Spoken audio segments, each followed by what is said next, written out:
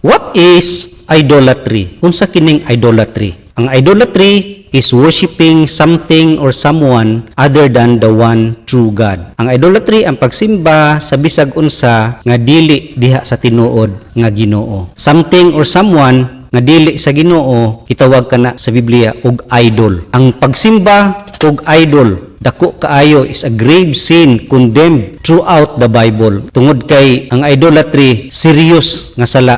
Diha sa Exodus 23, ingon diha, "You shall have no other gods before me." Giuna gyud sa Ginoo sa 10 commandments kanang Exodus 23 nga kinahanglan dili kamo magsimba og laing Ginoo. Tungod kay kana gikasilagan gyud niya. It is an abomination to God. Deuteronomy 7:25 ingon diha, "The images of their gods you are to burn in the fire. Do not covet the silver and gold on them, and do not take it for yourselves, or you will be ensnared by it. For it is detestable to the Lord your God." Detestable, kasilagan o dulumtanan gyud na sa Ginoo. Masilag gyud siya ni ana. Diha pod sa Deuteronomy 16:21-22 ingon diha, "Do not set up any wooden Asherah pole beside the altar you build to the Lord your God, and do not erect a sacred stone, for this the Lord your God hates." Gikasilagan gyud niya. So ang idolatry nganong dulumtanan kay sa Ginoo tungod kay susama po kini og pagpanapaw, adultery. Diha sa book ni Hosea makita nimo diha nga ang Israel nangita gyud og laing Ginoo, mura silag mga asawa nga unfaithful nga nangita og laing bana, mao nang dulumtanon gyud sa Ginoo ang idolatry. Tanaw nato karon unsa kining idol, kining something or someone other than God. Diha sa Old Testament kining idols gitawag ni gold, silver, bronze, iron, wood ug stone. Diha sa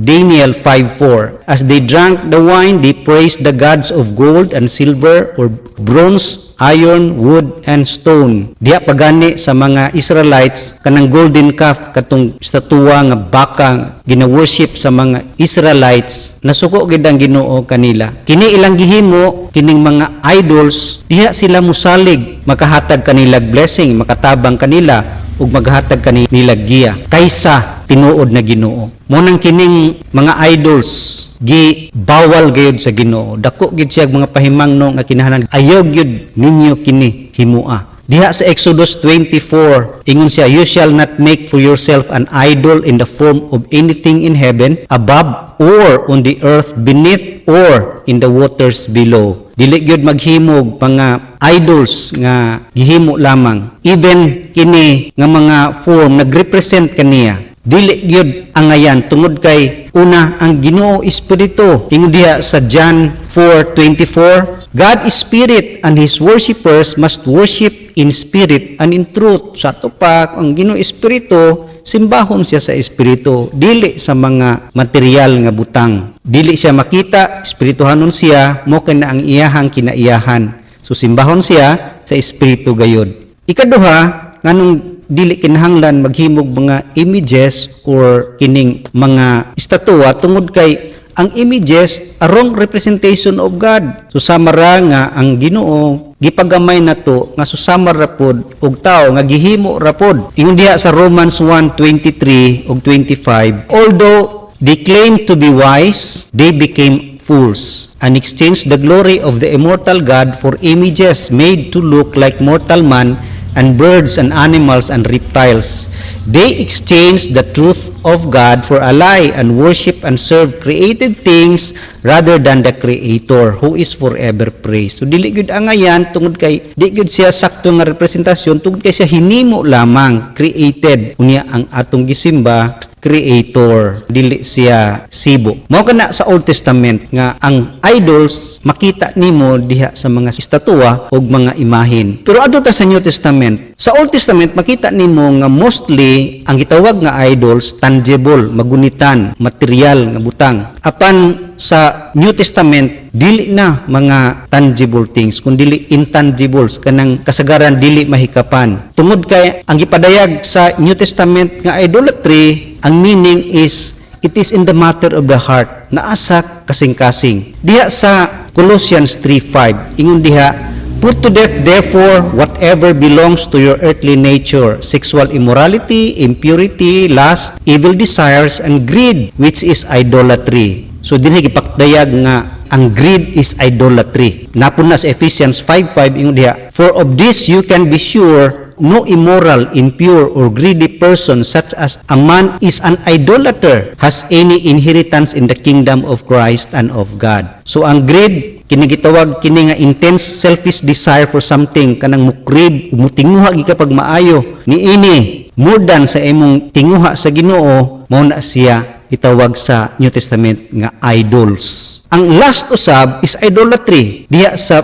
Philippians 3:19 ingon diha, their destiny is destruction, their God is in their stomach, and their glory is in their shame. Their minds is on earthly things. Dato pa, God who is their belly sa tiyan. So unsay gusto sa tiyan, unsay tinguha nga kaunon, food, or even sex, lust is idolatry. So dili kini mahikapan apan tinguha sa kasing-kasing. So ato pa ang covetousness ug kining greed ug lust mag-start gyud diya sa atong heart.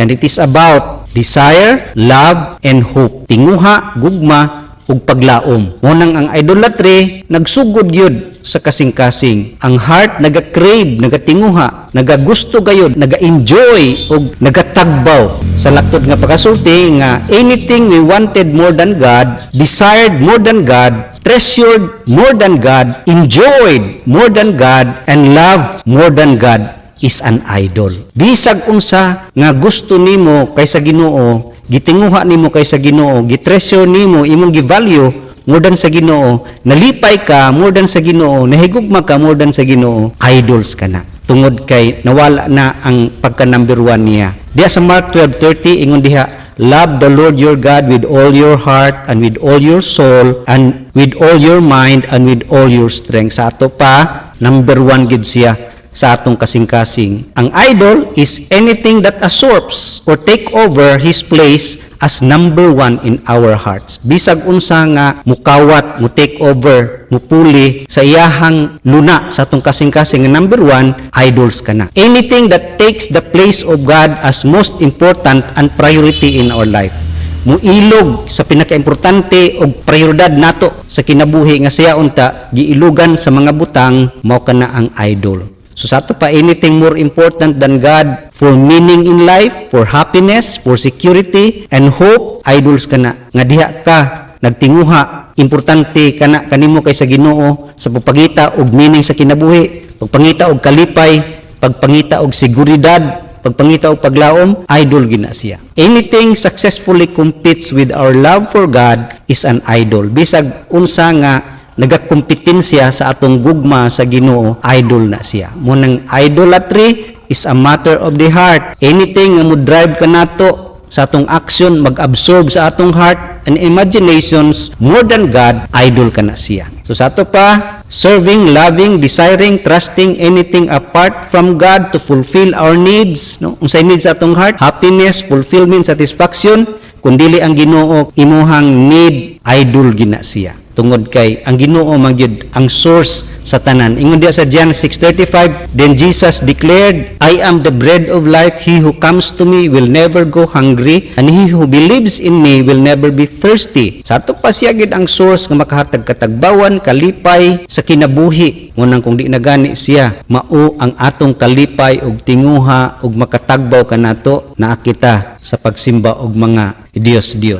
Unang tan-aw na po nato dinhi karon kining unsat ning gitawag nga anything or something or someone. Unsa kini mga butanga nga gitawag nato makapuno sa atong kasing-kasing nga mahimong idols nga mupuli sa trono sa Ginoo sa atong heart. Gitawag kini og mga modern idols. Dili na gyud ang idols to magsimba ta og statua, kundi mga butang sa atong kinabuhi nga muilog sa trono sa Ginoo sa atong kasing-kasing. Munang ang command sa Ginoo diha sa 1 Corinthians 10:14, therefore my dear friends, flee from idolatry. O kini nga kuman kung imong tan-awon ang context or sa taas ani nga mga bersikulo, wa nagpadayag dinhi og mga images or mga statue kundi mga butang nga dili siya material. Nang tanaw nato dinhi kini mga butanga. Og kini mga butanga dili gid pud siya tanan gitawag nga dautan. Not sinful in themselves. In fact, kini nga mga butanga, good things, kini mga gasa kanato gikan sa Ginoo. Ang problema kay atong nalimtan ang naghatag og kita na enjoy nag-worship sa gihatag sa gift. Unang tanaw na to kini unsa kini mga butanga nga mahimong idol sa tong kinabuhi. Una, wealth, mga kabtangan. Man admires riches, ingon sa Romans 11:30. He loves it.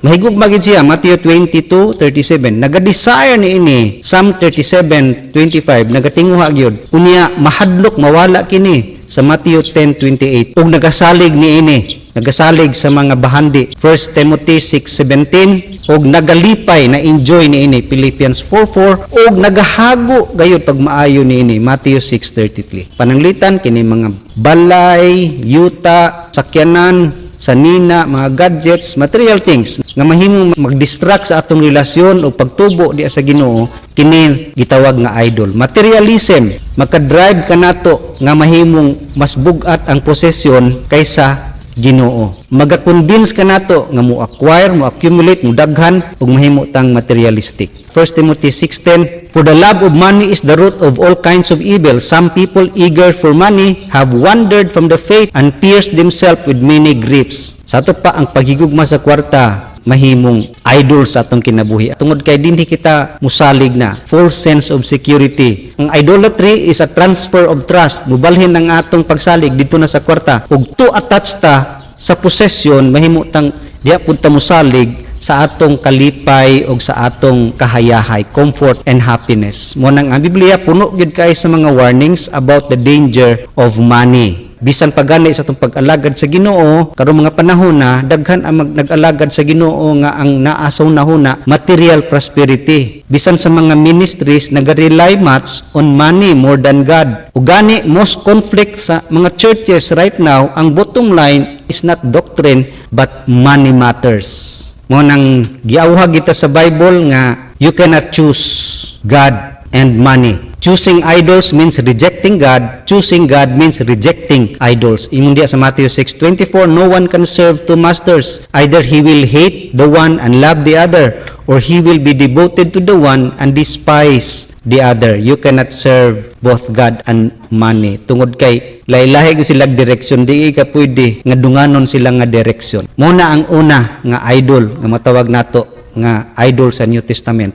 Ikaduha nga idol, comfort and pleasure. Kining atong tinguha og kalipay diha sa kahayahay o kining pleasure sa kinabuhi. Daghan gyud gusto og comfort over obedience. Daghay dili kasunod sa Ginoo tungod kay giuna gid nila ang komportable kaysa pagtuman sa iyahang sugo. Mo nang kung kini mahitabo ang nahimo na ang comfort ng atong Ginoo. Bisan pa ang mga pleasures, mga kalibutanong butang, technological advances, social media, mukonsume sa atong time ug attention more than sa atong prayer. Nahimo na siyang Dios-Dios. Sports, events, hobbies, kining atong mga dula-dula, hobbies and entertainment, TV, nag-occupy og place sa atong heart nga usahay mo'y babag sa atong pagtuman sa mga buluhaton sa sugo sa Ginoo sa atong kinabuhi. We invest more time in this, effort, money kaysa atong panahon ug kusog ug kwarta ngadto sa pag-alagad sa Ginoo. Mo nang matawag gid ni siya nga idol. Ikatulo nga idol sa kinabuhi nga giingon sa New Testament kining success, kining atong career, pursuit of success, mahimong professional achievement, maayo na siya pero kung ilog kini sa place sa atong kasing-kasing sa Ginoo mahimo siyang mo turn into idolatry. God measures success based on obedience, not results. Mo nang kung kita insecure, wa na kita nagsalig sa Ginoo kay ang security nato na naman sa atong success, atong kaugmaon. Ang pride mo patigbabaw pud na diya sa success tungod kay we are listing accomplishments to prove nga we are worthy to gain respect. O nang kining mga trabaho, schooling, kung murelay ta anis as source sa security nato sa future more than God, mahimo na kini nga idol. Ug daghan natong gibuhos panahon dinhi sa pagukod ni ini trabaho, mahimo na siyang idol. Ikatulo, relationships. Treasuring our children more than we treasure the Lord is idolatry. Kung kita gitreasure nato atong anak, asawa, more than sa Ginoo, idolatry na siya. To seek to please them more than to seek to please God, idolatry na. Gusto nato sila malipay more than sa atong palipayon ng Ginoo. Matthew 10:37 to 39 ingon diha, anyone who loves his father or mother more than me is not worthy of me. Anyone who loves his son or daughter more than me is not worthy of me. And anyone who does not take his cross and follow me is not worthy of me. Whoever finds his life will lose it, and whoever loses his life for my sake will save it. Mao nang friendship, family relationship, kung ma-prioritize ni sa atong kinabuhi, mga friends, opinion more than God's word, we are compromising the values to please God. Mao nang relationship makababag gani sa Ginoo sa atong pag-alagad kaniya, anak, asawa, unsa pa diha, that is idolatry. Then iksunod, popularity, kining pagka famous. Kita gusto gyud nga musikat, gusto pud ta approval sa mga tao. Mo nang we fail to obey God for fear nga unsay ilahang is kasulti. Mo nang seeking approval or validation from others, labi na concerned kayta sa atong self-image nga madaot, reputation more than reputation sa Ginoo, that is idolatry. Even intellect mahimo kining idolatry tungod kay we are filling the head with knowledge while starving the heart. Pride, popularity, mahimo kining idol sa atong kinabuhi. Ang bottom line niining tanan, kitawag kining self-centeredness. Ang number one nga idol gyud sa tanan ng atong self. We are self-obsessed people. Ang atong yung ginatanaw, atong self-gratification na kita malipay, kita ma-exalt, kita mataas, og atong self-confidence, gitawag na siyang self-deification. Mura na nagniingon ka nga, ako'y magbuot, ako ang Ginoo, I am God. Putting self at the center of everything, ego, pride, identity, that is idolatry.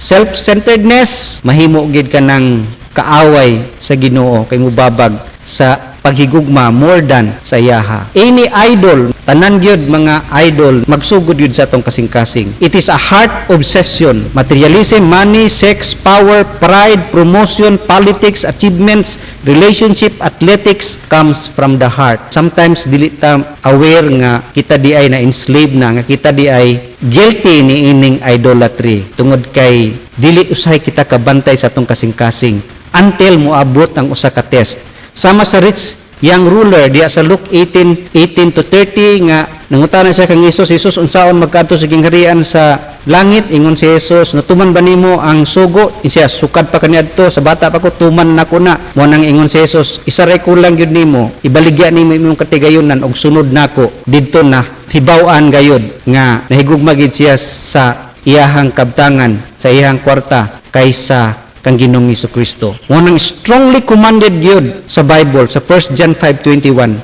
Dear children, keep yourselves from idols. Tungod kay the beginning of most sin, kasagaran gyud sugod sa mga sala diha sa pagka self-centered nato kanang atong kaugalingon. Munang sutaon gid nato how to find out mga pangutana. How do I spend my time? Diyon sa nimo paggastoy imong panahon. Unsa ang nakapuno sa imong unahuna karon? Unsay nakabisi kanimo karon? Butang sa Ginoo o sa imong kaugalingon? Nahigugma ba ka sa Ginoo o gitreasure ba ginimo ang Ginoo more than sa mga butang ning kalibutana? Kana ba mga butang ning kalibutana malipay ba ka kaysa kalipay nimo diha sa mga butang sa Ginoo? Matan-aw ba nimo sa mga butang ining kalibutana nga mo ni makamit sa imong need kaysa Ginoo? Do I seek fulfillment or satisfaction from anything outside God? Malipay ba ka o matagbaw ba ka sa ubang butang ning kalibutana kaysa Ginoo? Nagkapangita ba ikaw og komportable gawa sa Ginoo? Remember, the object itself is not bad, but rather the way it takes up space in our heart and mind, that should be reserved only for God. Maunay delikado kay kana we are guilty of idolatry. Talaygon ng Ginoo.